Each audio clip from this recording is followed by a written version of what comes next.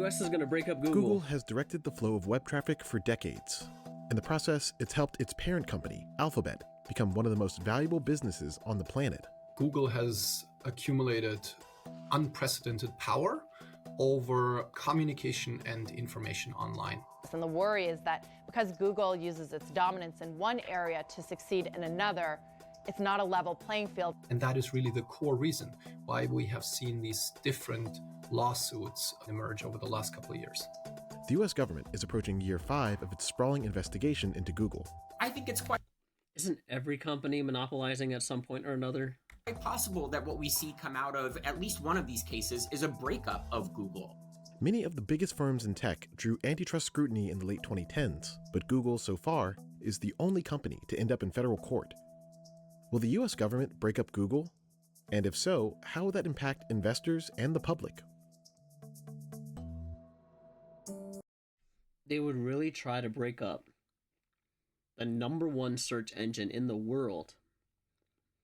The number one, browser. I'm pretty sure it's the number one.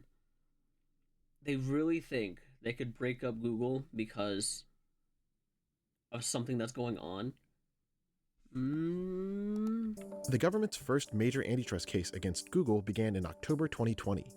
It focused on Google Search. Search and advertising is Google's bread and butter. It has its moonshot projects, but search and advertising pays for all of that. People who use Google Search don't pay with money. Instead, Google makes money by collecting user data and selling ads. When we use Google as a search engine, we expose ourselves to extensive surveillance. We enable Google They're trying to get them in use court information for making that money Google off of people derives from our using the search queries engine. Got it. for personalized advertising. That's at least under the default settings. The government's complaints focused on agreements Google made with companies like Apple. What Google had done over the course of the past decade and a half is entered into these exclusive default agreements with other competitors, potential competitors like Apple. They entered into an agreement worth about $20 billion per year now that makes Google the exclusive search engine on all Apple devices in the Apple Safari browser. They maintained those agreements with mobile device manufacturers. If you get a phone... But isn't that good because it's making them money?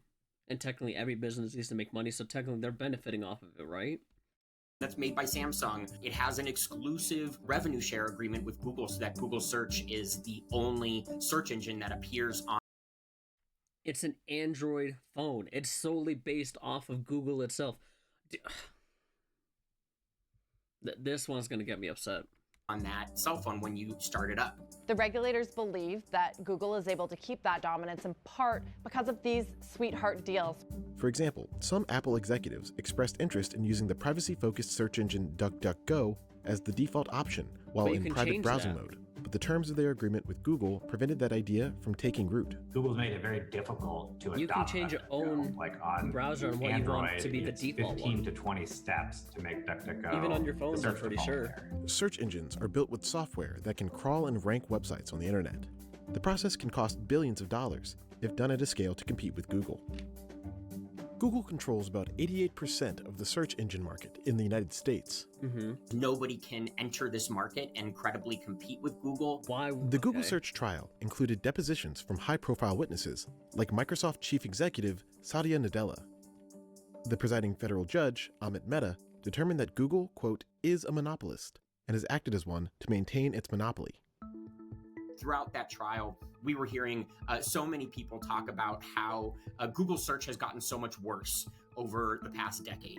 Google does not, when it comes to local search, show the information it determines is the best. It simply self-preferences its own inferior content above everyone else. The government's second major complaint began in 2023, with a focus on online ad technology. Back almost 20 years now, Google had acquired businesses like DoubleClick to consolidate the entire ad tech ecosystem. If you're a website, you plug into a publisher ad server. If you're an advertiser, you plug into an ad network on the other side, and then you meet on this exchange in the middle. And because Google has maintained, allegedly, a monopoly across each of those properties, it is able to take 20 cents of every dollar that passes through its advertiser exchange. And that is far higher than any other ad exchange on the market because Google really is kind of unavoidable here. The trial on Google's monopoly power in digital ads began in September 2024 and is slated to run well into 2025. Google is also facing antitrust complaints from other businesses. A notable challenge came from Epic Games, the maker of Fortnite. The problem, Epic claims, is Google was charging a 30% fee on products within apps in its App Store. They were feeling unfair.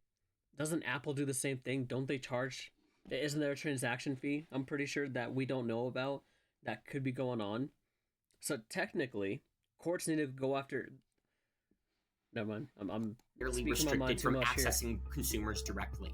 Google had gone through many steps to make sure that Epic and other potential app stores were not able to load their own app stores on an Android device. And the case at its core said that... You're telling me that if Android users had the ability to load up the App Store from Apple, Apple would be okay with that? You're telling me Apple would be okay with it? I don't think so. If there was actually competition here, you'd see that 30% fee come down significantly. And those savings would probably be passed through to consumers as well. Attorneys General representing all 50 states also raised this issue with Google in 2021, but Google settled this case with them in 2023. Epic Games also filed a similar complaint against Apple and its App Store. What have Apple and Google both done? They have said, we want to make money. Mm-hmm. We want to charge tolls for anyone who wants to cross that bridge to the consumer. A jury delivered a verdict favoring Epic over Google in 2023, but the company sued again in 2024, claiming that Google continues to use anti-competitive agreements to protect its monopoly power. Some of those walled gardens, if they haven't entirely come down, have at least come down a little bit. In terms of the Apple ecosystem, they've won some concessions, and that gives them more reason to go after Google and Apple here in the US. The courts are now determining the best way to restore competition in online industries. Lawyers refer to these solutions as remedies. Weak remedies would include injunctions that are targeted at specific behaviors that have been identified to be anti-competitive. For example, the judge in Epic Games versus Google is banning Google from a range of conduct for 3 years. Notably, Google has to let developers charge in-app fees without using Google's billing system, removing the company's ability to levy tolls on its partners and users. Then Apple can't have the same situation because I'm pretty sure they're charging users like a small fee if they use the like the in-service or the in-app thing like how Google Play has. So same thing there, then Apple has to limit that as well. If you move even further into the direction of stricter, more effective remedies, you could, of course, think of structural remedies. Structural remedies include, namely, breakups. The government is leaving the possibility of a Google breakup open, according to court documents filed in October. One of the remedies that we're talking about is what it would mean for Google to divest Android. It maintains that separate brand and potential to be independently monetized that could justify separating it from Google and making it a standalone business. Okay. So the most likely scenario is that they break out their ad network. It's their ugly piece of the business. It's about 11% of revenue. This has been long rumored by regulators to get broken out. But a breakup could be far-fetched. So I don't think that a breakup is likely, and the market seems to think that way as well. In practice, that would be really, really hard to do because Google is an ecosystem. All of these things are so closely integrated. Even if you broke it up, the different business units would make deals to keep some of that integration. So I think that's really difficult in practice. It's also the most extreme remedy. Google is expected to appeal the cases, but the company did not respond to CNBC's request for comment. The Google team wrote in a blog post that its ad tech fees are lower than the reported industry averages. The company also wrote that the government's ad tech case could create challenges for small businesses. Could it? 69% of them use digital ads to find customers. But they can use digital ads, whether it doesn't have to be solely through Google. You can use it through Bing. You can use it through Monster. There's other ways you can advertise besides solely going through Google. Google founders Larry Page and Sergey Brin invented the Google search engine in the late 1990s. Their project rose to prominence as Microsoft battled its own antitrust lawsuits in federal court.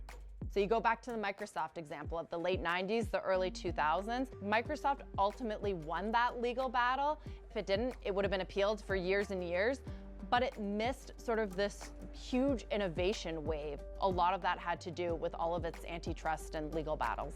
But there wasn't a breakup of Microsoft. There was enough of a conduct remedy and a separation of the operating system and the browser to allow for inroads to be made by companies that we now are calling the new illegal monopolies. I mean, this is how Google was able to innovate in its infancy. This is why all of this antitrust stuff matters.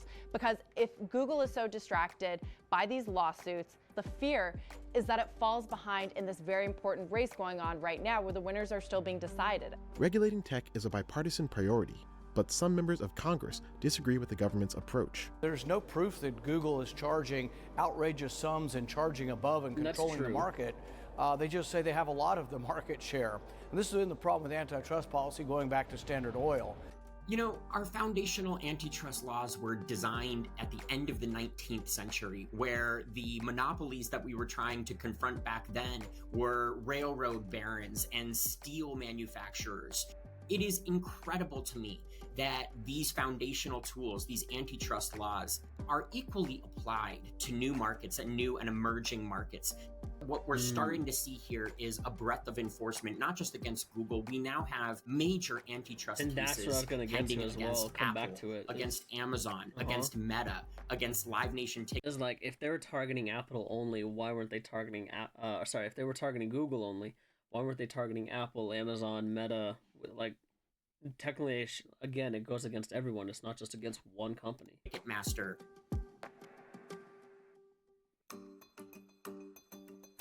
Ticketmaster was Some going through its analysts believe own, that a breakup, own though thing. far-fetched, could possibly be good for the stock.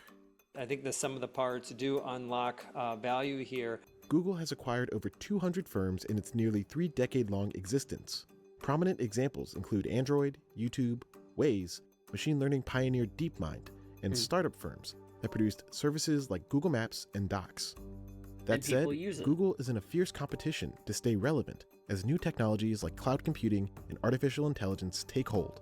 But people Google will is the still number use it 3 regardless. player in cloud, and cloud is really important in that it's the infrastructure, the back end for generative AI. But there's sort of a new race going on too. Google is very smart in that it's developing its own chips called TPUs that can handle some of the compute power. They still need NVIDIA, they still need GPUs, but they're creating their own technology to enable them to perhaps rely less on an NVIDIA. Amazon's doing a similar thing, so is Microsoft. I don't think they can. Very few companies have the resources to compete for key inputs that drive the production of artificial intelligence tools. I think We they still might need run it. into a situation where the current gatekeepers, the current monopolies, manage to capture that emerging sector simply by extending their power.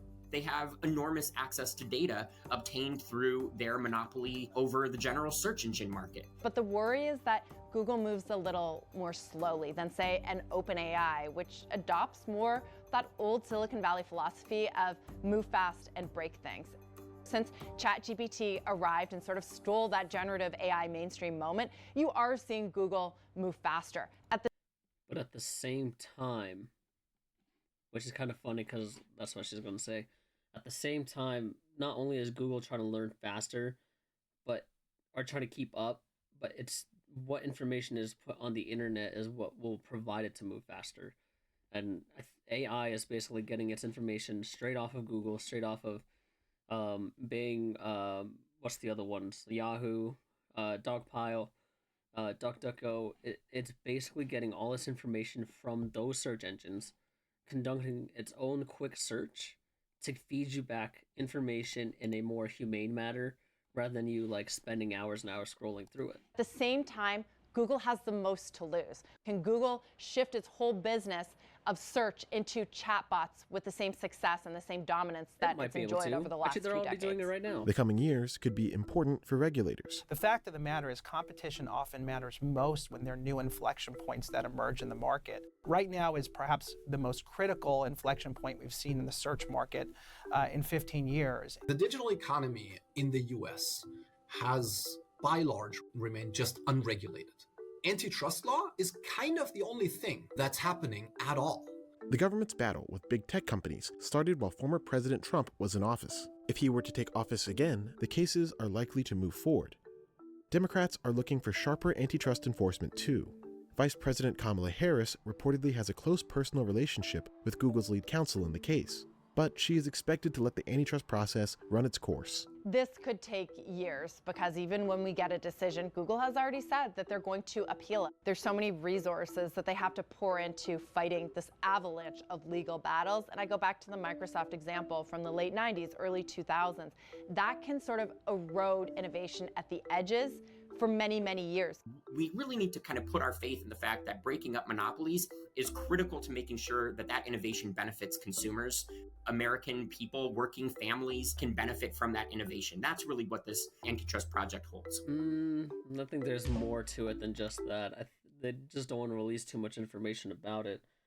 But if they're going to go after Google for all this, they need to look into Amazon, Apple, God, what's the other one? Amazon, Apple, Meta. They need to look into all of it, because guaranteed, I bet you they can find something on those guys too, and then go, oh, we got to start the process all over again. I don't think they can do anything except be strict on the rules, but it's up to each company if they actually do it or not. I mean, they face the penalty for it, they can pay it off easily. But I don't think the US can actually break up Google the way they have been, because they're so far along. If we decide, or if the US government decides, hey, no, then technically they're disbanding a company that's been there for a long time, a lot of people use, and then these guys are going, oh shoot, we just made a mistake. There's something wrong with this, I think. There's something really wrong with this.